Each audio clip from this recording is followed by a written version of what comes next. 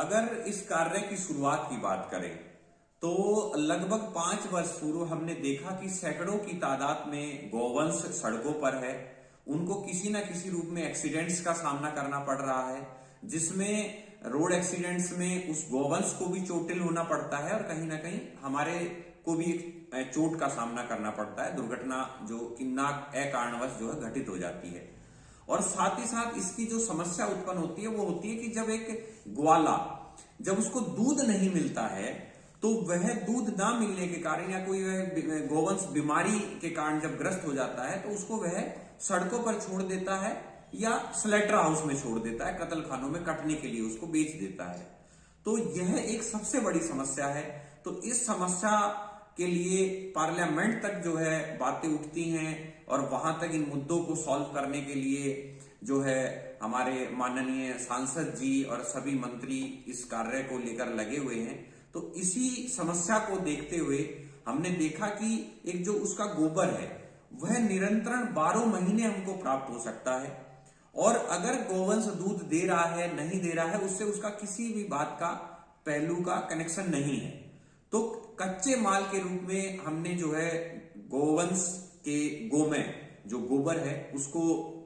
हासिल किया। उसको संपूर्ण अगर हम एक छोटी सी उसकी विधि की बात करें तो उसको प्रोसेस उसको सुखाया जाता है, उसको चक्की में पिसाई की जाती है और फिर तरह तरह के विभिन्न प्रकार के सांचे में ढलाई करके उसमें लगभग 10% या 15% प्राकृतिक गोंद होते हैं, जो कि जैसे मैदा लकड़ी है, ग्वारगम है, कोई भी प्राकृतिक सोर्स गोंद का वो उसमें इस्तेमाल करके हम तरह तरह के इस प्रकार के उत्पाद बना रहे हैं। और अगर हम बात करें इससे जो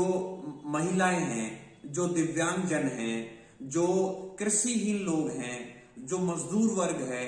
या कहीं ना कहीं एक जो युवा उद्यमी है, अगर हम बात करें कि जैसे हमारा भी एक संपूर्ण एक स्टार्टअप है, तो जो युवा बेरोजगार बालक हैं जिनको आज के समय में इस भागदौड़ भरी जिंदगी में नौकरियां नहीं मिल रही हैं, और साथ ही साथ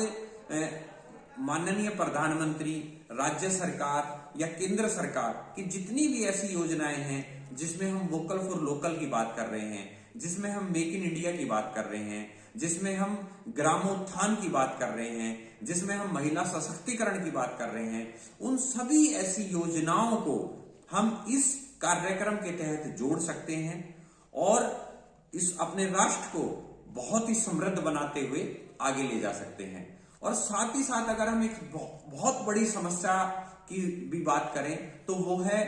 जो हानिकारक रासायनिक तत्वों से बने हुए पदार्थ हैं जो हमने कहीं ना कहीं अपने आवरण में उनको धारण करे हुए हैं। जैसे हम प्लास्टिक की बनी हुई नेम प्लेट्स की बात करें, प्लास्टिक की बनी हुई सील्स की बात करें, प्लास्टिक के बने हुए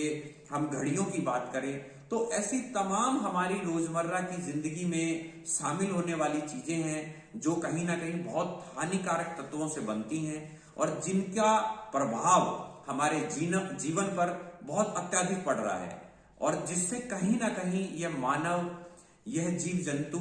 यह प्रकृति और यह संस्कृति, हमारी सभ्यताएं, हमारी जो मूल जड़ें हैं उनको बहुत गहरा नुकसान पहुंचा है। तो